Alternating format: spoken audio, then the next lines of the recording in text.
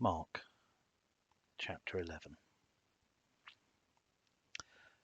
When they were approaching Jerusalem, at Bethphage and Bethany, near the Mount of Olives, he sent 2 of his disciples and said to them, "Go into the village ahead of you, and immediately as you enter it, you will find tied there a colt that has never been ridden. Untie it and bring it. If anyone says to you, 'Why are you doing this?' just say this: 'The Lord needs it, and will send it back here immediately.'" They went away and found a colt tied near a door outside in the street. As they were untying it, some of the bystanders said to them, "What are you doing, untying the colt?" They told them what Jesus had said, and they allowed them to take it.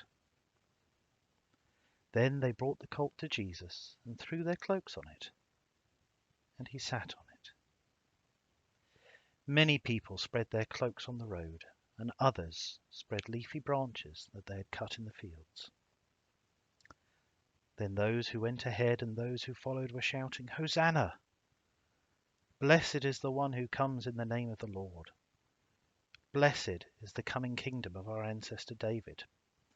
Hosanna in the highest heaven." Then he entered Jerusalem and went into the temple. And when he had looked around at everything, as it was already late, he went out to Bethany with the 12. On the following day, when they had come from Bethany, he was hungry. Seeing in the distance a fig tree in leaf, he went to see whether perhaps he would find anything on it. When he came to it, he found nothing but leaves, for it was not the season for figs.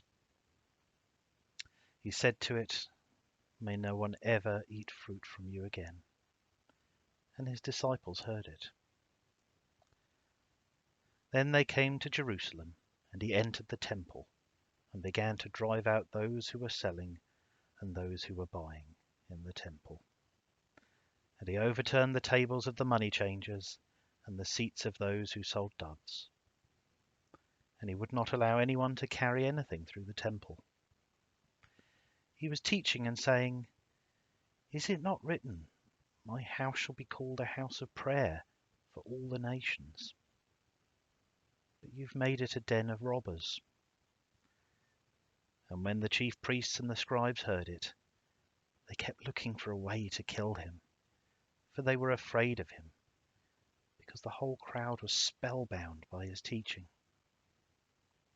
And when evening came, Jesus and his disciples went out of the city.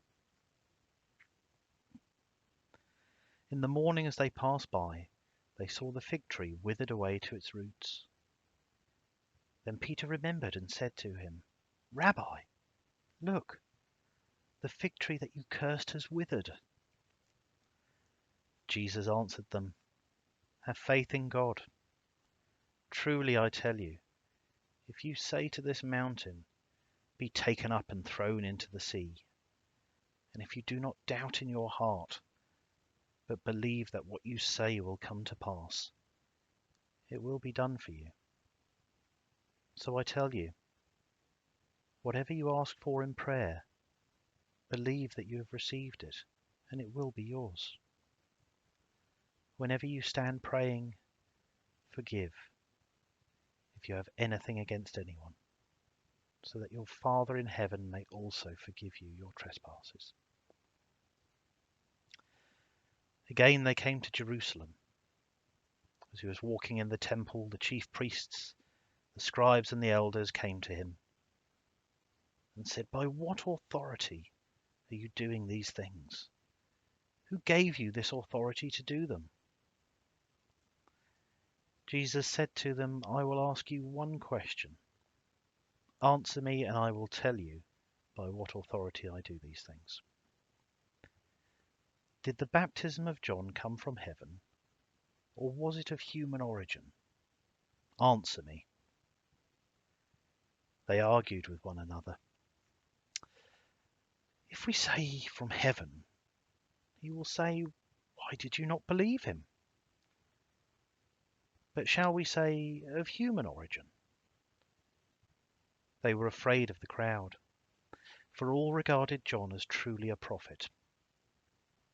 So they answered Jesus, "We do not know." And Jesus said to them, "Neither will I tell you by what authority I am doing these things."